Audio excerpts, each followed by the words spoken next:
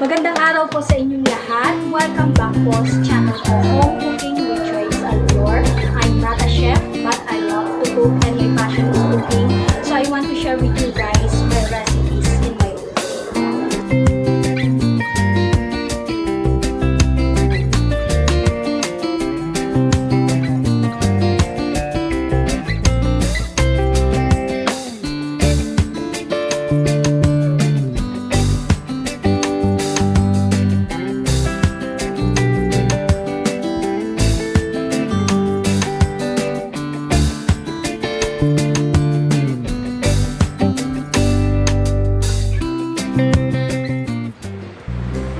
Hello ka-home cooking! Good morning, good afternoon, or good evening wherever you are. Welcome back guys sa channel ko, Home Cooking with Joyce Alvior. So of course, for today, isa na namang masarap na dish ang i-share ko sa inyo na masasabi kong budget friendly, swak na swak sa ating bulsa, madaling lutuin, at alam nyo guys, it will satisfy your tummy. It will definitely satisfy our tummy.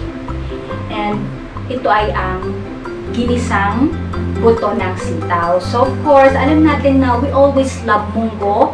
And isa to sa pang-alternate nyo guys, ang ating ginisang monggo. So, itry nyo din ang ginisang buto ng sitaw. Okay? So, masarap siya guys sa aming mga Ilocano. Isa ito sa masasabi kong lagi din namin niluluto or kinoconsider na iluto sa araw-araw that will satisfy our tummy. Okay? So, let's start cooking! So, itong ating mga sangkap. Of course, meron tayong buto ng sitaw, ang ating bida for today. So, ang buto ng sitaw guys, mas madali siyang lutuin kung ibabad niyo muna sa tubig before you boil it. So, yun yung ginawa ko. And alam niyo, siguro less than an hour, medyo malambot na siya. Okay? And then of course, ang ating sahog ay meron tayong chicharon and a slice of pork. And then gagamit din tayo ng butter. Or if you don't have butter, you can use the ordinary oil or olive oil. And then of course, ang ating gulay guys is bunga ng ampalaya, and meron din kaming konting bataw nakuha ni Beans sa aming tiny garden. So ilalagay ko din siya guys, sasama ko sa ating dish. And then of course meron tayong bawang at sibuyas. So yan lang, very simple. So umpisahan na nating magluto.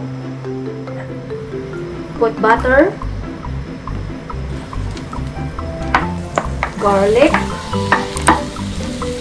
onion,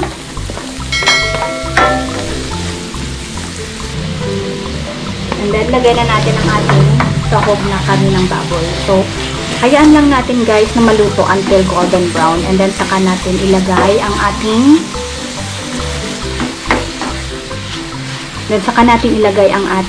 buto ng sitaw. Lagay natin guys ang ating buto ng sitaw. Let it boil for a few minutes, and then next to put ay ang ating pampalasa at gulay. Let's put patis. And ilagay na rin natin guys ang ating chicharon. Yan, konti lang. Hindi masarap pag madami.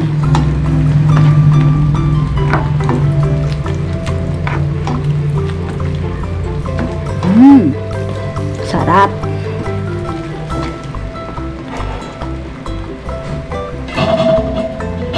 And then last to put guys is ang ating gulay. Yan. So pwede rin kayong maglagay guys ng green leaves kung wala kayong bunga ng ampalaya as an option. Yung alugbati, pwede rin. Dahon ng malunggay, dahon ng sili, dahon ng ampalaya. Wow, the best yun. Dahon ng ampalaya. Okay, so let it boil for another few minutes, and then, okay na guys. Wow, luto na siya. Yay! Ibig sabihin, kakain na! It's tasting time!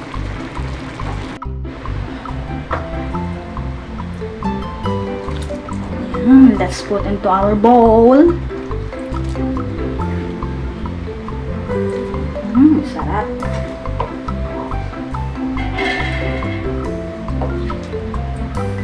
So kung gusto niyo guys ng medyo masabaw, put ng mas maraming tubig, okay?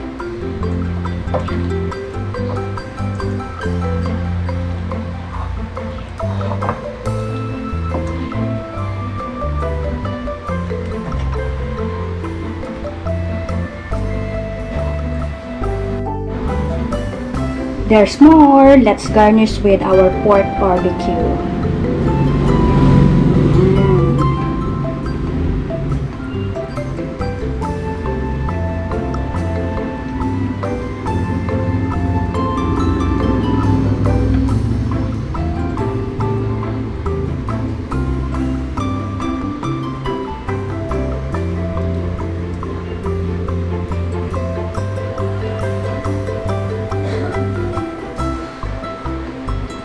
Okay guys, so it's tasting time.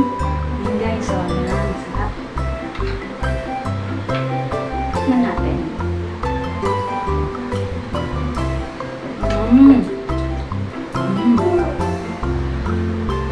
Ang sarap ng buto ng sitaw guys, malinamnam siya.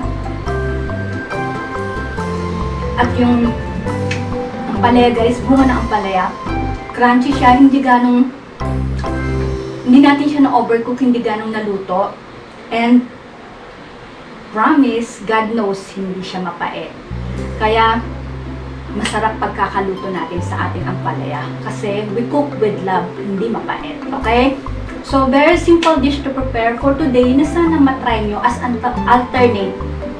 A simple dish to prepare for today na sana matry nyo as an alternate to your ginisang buto. Okay? So, sa mga hindi pa po nagsusubscribe, please do subscribe to my YouTube channel, Joyce Alvior. And sana po patuloy niyong supportahan ang mga videos ko, okay? So, bye for now. I love you all guys and try nyo to. Ginisang buto ng sitaw. Sarap. Tapos may karne pa.